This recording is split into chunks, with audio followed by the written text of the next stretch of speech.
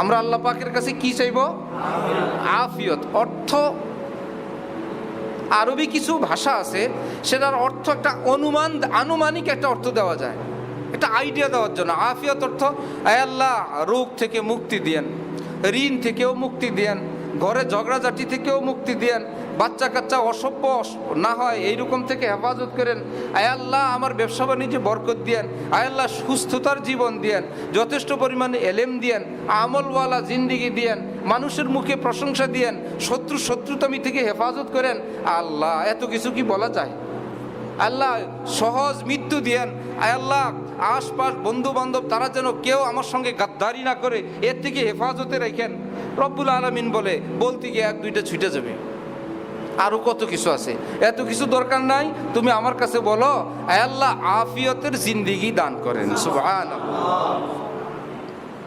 আমরা চেষ্টা করবো ইনশাআল্লাহ আজকে থেকে মুনাজাতে যে যা পারি। অনেক মুসলমানকে আমরা আশপাশ থেকে টের পাই, ওই লোক মুনাজাত যতটুক আরবি জানে অতটুকুই করে। মুনাজাত আরবিতে যা পারেন, এরপরে বাংলায় নিজের ভাষায়। আবার কথা অনেক হইলে অনেকে একদম খুব দ্রুত বলতে থাকেন, খুব দ্রুত না।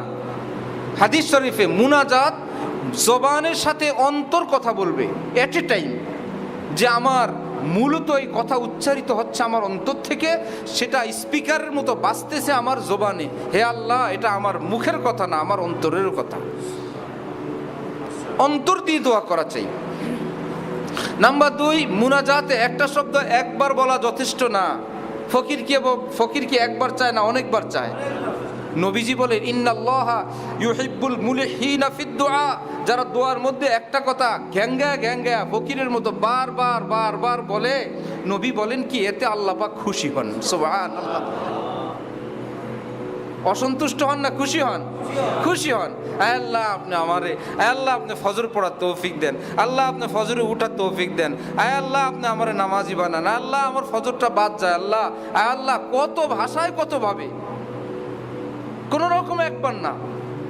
আয় আল্লাহ আমি সহিশুদ্ধ কোরআন পারি না, আয় আল্লাহ আপনার কালাম আমি পারি না, আয় আল্লাহ আপনার কোরআন আমি পারি না, আল্লাহ এর থেকে কপাল আর কি খারাপ হইতে পারে, আয় আল্লাহ আপনি আমাকে আপনার কালাম পড়ার তৌফিক দেন। একবার এইভাবে একবার ওইভাবে ঘুরে ফিরে, একটু আগে কতক্ষণ বলছে, একটু পরে আবার ঘুরে আয় আল্লাহ আপনি আবার বলতেছে আপনার কালাম আমাকে পড়ার তৌফিক দেন। যার যেটা দরকার।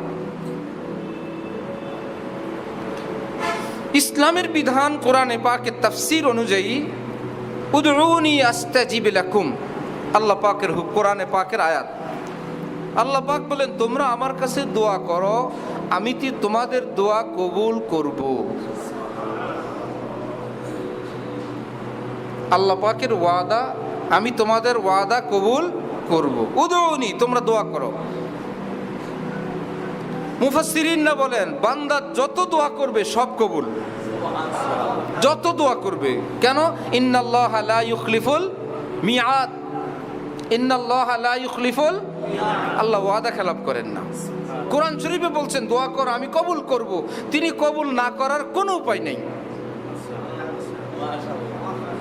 দোয়া করলেই কবুল। সেটা দিতে গিয়া তিনি একটু সিস্টেম করেন। তুমি চাইলা তোমার দোয়া কবুল, আমি দিব 10 বছর পরে, এখন সহ্য করতে পারবা না। মেয়ের বয়স 13, সে মা হইতে চায়, আবেগের চোটে মুরব্বীরা কি বলবেন যে মা হয়ে যাও? না, বলবেন এই বয়সে তোমার মা হওয়া, শরীরের যে অবস্থা, ডাক্তারও বলছেন না, ঠিক না। আরেকজনের বয়স 20-22, তার অবস্থাও এত জটিল, এত রোগ, যে ডাক্তাররা বলছেন এই মুহূর্তে এত বড় ঝুঁকি নেওয়া তার জন্য ঠিক না। আবেগ তো আছে, কিন্তু ডাক্তার বলছে এখন না। ঠিক বান্দা আবেগের জোটে একটা কিছু বলে, ডাক্তারদের ডাক্তার আল্লাহ বলেন এখন না, আরো পরে। সুবহানাল্লাহ।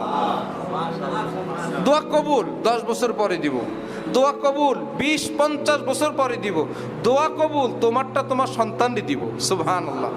দোয়া কবুল, কিন্তু এই সিস্টেমে এটা দিব না, আজকেও দিব না, কালকেও না, কোথাও না। এটার বদলা তোমাকে একটা বিপদ থেকে নাজাত দিয়ে দিলাম। দোয়া কবুল, তোমার কিছু গুনাহ ছিল, এই উসিলা তোমার সেই দোয়া গুনাহগুলো মাফ করে দিলাম। দোয়া কবুল, তোমার ইমানের যে ডিভিশন ছিল সেই ডিভিশনটা আরো ঊর্ধ্বে উঠে দিলাম। দোয়া কবুল, একটার বদলে আরেকটা দিয়ে দিলাম। দোয়া কবুল, কিছুই করলাম না, পরকালের জন্য জমা রেখে দিলাম। সুবহানাল্লাহি ওয়া বিহামদি। আজকে দোয়া কবুল হয় না, আমরা বিরক্ত হই, আল্লাহ দিলেন না, আল্লাহ দিলেন না, আল্লাহ দিলেন না। কিয়ামতের দিন আল্লাহ পাক বলবেন, এই যে বান্দা তোমার নেকি, আল্লাহ এত বড় নেকি আমার, এগুলো কিসের নেকি?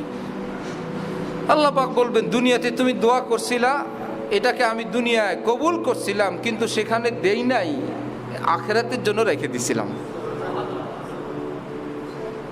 আল্লাহ, আমি কত কান্না কাঁদছিলাম, আপনি সেটা দেন নাই, এইভাবে রাখছেন, আমি তো ভাবছি আমার দোয়া কবুল হয় নাই।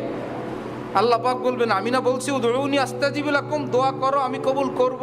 আমি তো ওয়াদা খেলাফ করি না, আমি করছিলাম কিন্তু তোমাকে সেখানে দেই নাই, এখানের জন্য রেখে দিছিলাম, এই যেন। আবার আরেকটা, আবার আরেকটা, আবার আরেকটা, জীবনের যত দোয়া কবুল আমরা দেখতে পাই নাই। এইবার বান্দা উল্টা কান্না শুরু করবেন, আয় আল্লাহ, আপনি কতগুলো দোয়া দুনিয়াত কবুল করছেন, কেন করলেন? একটাও কবুল না করতেন, আপনি যে কতগুলো দোয়া আমি যা চাইছিলাম তাই দিয়ে দিলেন, সেগুলো না দিলে কেমন হইতো? আরো ভালো হইতো না আল্লাহ? আজকে সব আখিরাতের জন্য রাখতেন। আল্লাহ পাক হাসবেন যে দুনিয়ার মধ্যে দেই নাই, তখন তুমি বললা কেন দেই না। আবার এখন কিছু আখিরাতের জন্য রেখে দিলাম, এখন বলো আবার কেন কিছু দুনিয়াতে দিয়ে দিলাম। বান্দা, আমি আহকামুল হাকিমিন, আমি জানি কোনটা কোথায় দিলে বেশি ভালো হবে, আমি সেটাকে সেখানেই দিয়ে দিই। সুবহানাল্লাহ। তাহলে দোয়া করতে আর কোনো টেনশন নাই, দোয়া চাইতে পারবো, আল্লাহ ভালো মনে করলেই দিবেন। আমাদের বুজুর্গানে দিন উস্তাদরা আমাদেরকে বলেন যে বাচ্চাদের এরকম চেরাগ ধরতে চায়, আগুন হাত দিতে চায়, তার দৃষ্টিতে এটা ফুল, এটা সুন্দর কোনো জিনিস, এবং তাকে ধরতে না দেওয়ার কারণে সে বিরক্ত হয়, কান্নাকাটি করে। অভিভাবক কি তারপরেও তাকে কুপি বাত্তি চেরাগ ধরতে দেয়? তার কানলেও দেয় না, যে এত কানলাম তারপরেও দিল না। শেষমেশ বাচ্চার মনে এই কথাটাই আসে, আমার মা বাবা বুঝলো না। মা বাবা বুঝে না, তারপরেও কি মা বাবা দিয়ে দেন যে তুমি যা ইচ্ছা তাই বলো, বড় হও তুমি নিজেই বলবা, ওরে বাবা রে, ওই দিন ওই চেরাগ দিলে তো আমি জ্বলেই যেতাম, ভালো করছে, না দিয়েই ভালো করছে, আমি হাত দিলে তো আমি পড়ে যেতাম, দেন নাই আমার মা বাবা, ভালো করছেন। ঠিক রব্বুল আলামিন বলে, কিয়ামতে আমার বান্দা আখিরাতে আসলে বুঝবে আমার আল্লাহ দুনিয়াতে দেন নাই, আমার বড় উপকার করছেন। সুবহানাল্লাহ।